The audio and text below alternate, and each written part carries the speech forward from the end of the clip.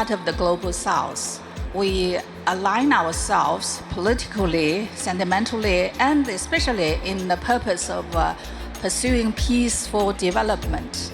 I hope they will live up to the expectation of the whole world, find a way to have candid dialogues about each other and to stabilize the relationship so that they could turn around and focus on the real issues in the world.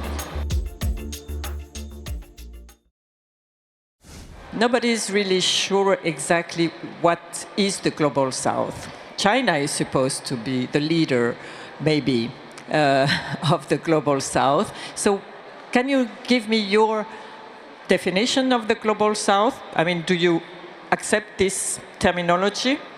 And how do you see its function? Talking about the global south, for me, it's not a very new concept. Even during the Cold War, the South, it was referred to as the Third World. And now the global South is given some new element in it. Munich Security Conference in February. I attended a forum talking about the global South. The Africans, the Asians, and Europeans were talking like China was not there. Uh-huh. So when I spoke, I said, where's China? Is China the global middle? Coming back to China, we had a few roundtables among our own experts. We decided that we are part of the global south. We align ourselves politically, sentimentally, and especially in the purpose of pursuing peaceful development. We don't want the world being split by the so-called power competition.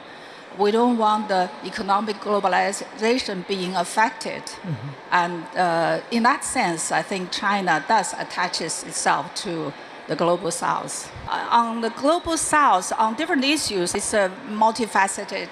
The countries feel more comfortable when we respect the differences.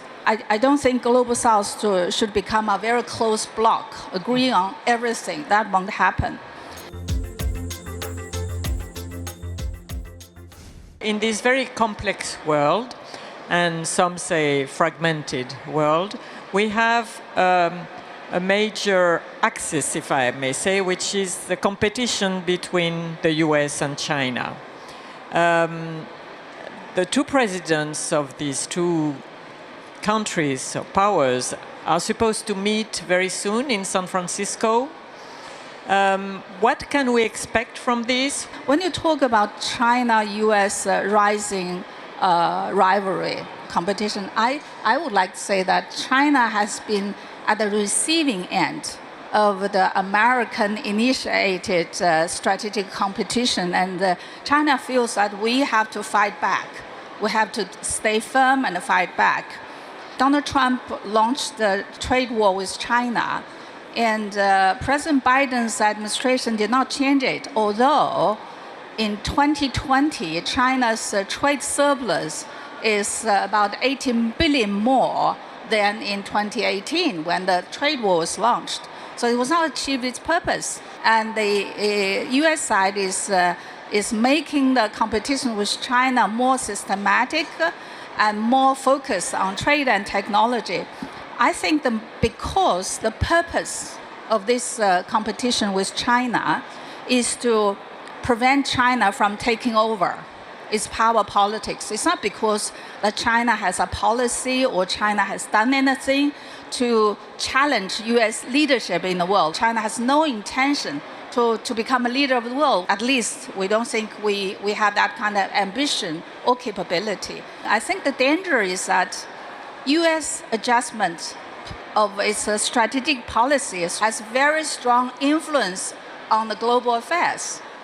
So there is the danger of splitting the world. I hope Europe, other countries, and many people in Europe, many people in the US as well should realize that there should be a third-party balancing role to prevent the world truly to be split because of this artificially imagined and initiated power rivalry. Let's take a concrete issue, which is artificial intelligence. Everybody is interested in this. there's also competition, but there's also really a global interest in cooperation and in trying to set up global governance for artificial intelligence. Do you think there's a chance? I think China-US have to be responsible, have to think through about this serious issue. Are we going to each holding AI against the other side, which will make the danger more dangerous? We work together, we face the machine together, we face the future technology together. The list of the things that Americans are concerned of China have been there for 40 years. Why all of a sudden everything becomes a problem? Why all of a sudden all these things are beyond dialogue, beyond resolution? So I think it's still the fear of China.